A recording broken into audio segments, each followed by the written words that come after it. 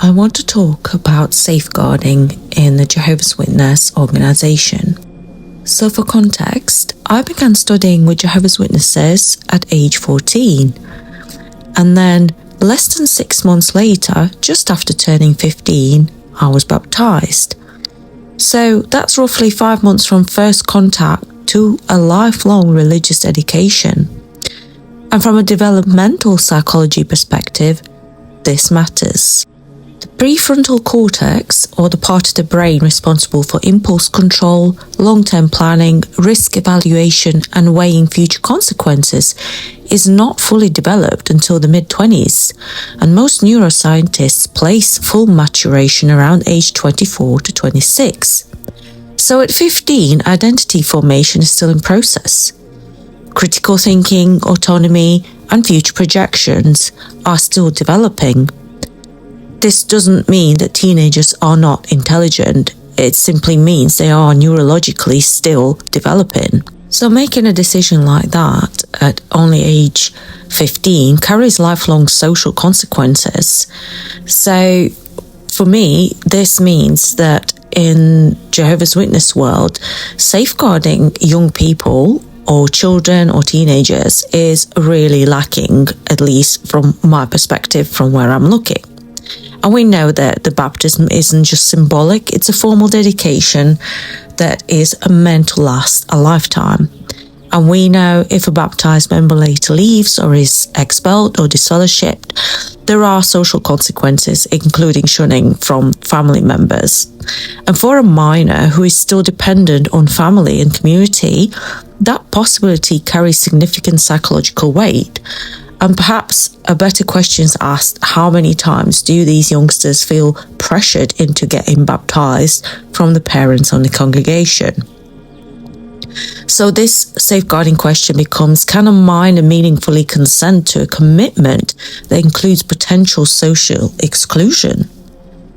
So a lot of us remember that in JW Broadcasting segment several years ago, then governing body member Anthony Morris made a comment comparing readiness for baptism to the age at which a young person can obtain a driving license.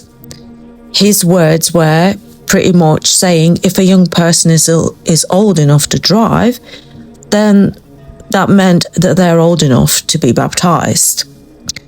But driving licenses come with training, testing, responsibility that is gradually increased, and it's not something that is also meant for taking someone's choices away in the future like it is with baptism. Because we know that baptism, by contrast, carries lifelong spiritual and social implications, and there are no external safeguarding reviews. So, for example, in my case, my father had died when I was only 10 years old, and then I met witnesses at age 14, and then less than 6 months later, I was baptized. So, again, one of the first teachings that was used to hook me in was the promise of resurrection, the idea that I could actually see my father again. So in this case, grief increases susceptibility to a certainty that we know as their hope for resurrection. And when you combine grief, adolescent development, limited access to independent information in post-Soviet Latvia, as in my case, the encouragement towards rapid education and baptism, it actually makes safeguarding become more than theoretical. For example, schools have safeguarding policies, sports clubs have safeguarding policies, youth organizations have safeguarding policies, but religious environments somehow are often exempt from that same scrutiny. The point is, this is not about faith, it's about developmental science and informed consent. At 15, I was definitely sincere, but sincerity is not the same as informed capacity.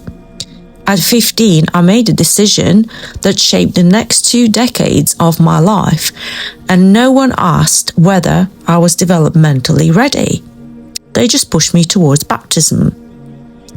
So in my upcoming book, The Kingdom Hall Effect, I explore what happens when a child like myself makes an adult commitment and what it takes to later reclaim your authority and to deconstruct from religious conditioning. The link will go live in my bio when it is ready for ordering, and I will be making more videos discussing about what is in my upcoming memoir about my time as one of Jehovah's Witnesses. Thank you for watching, and I'll speak to you soon.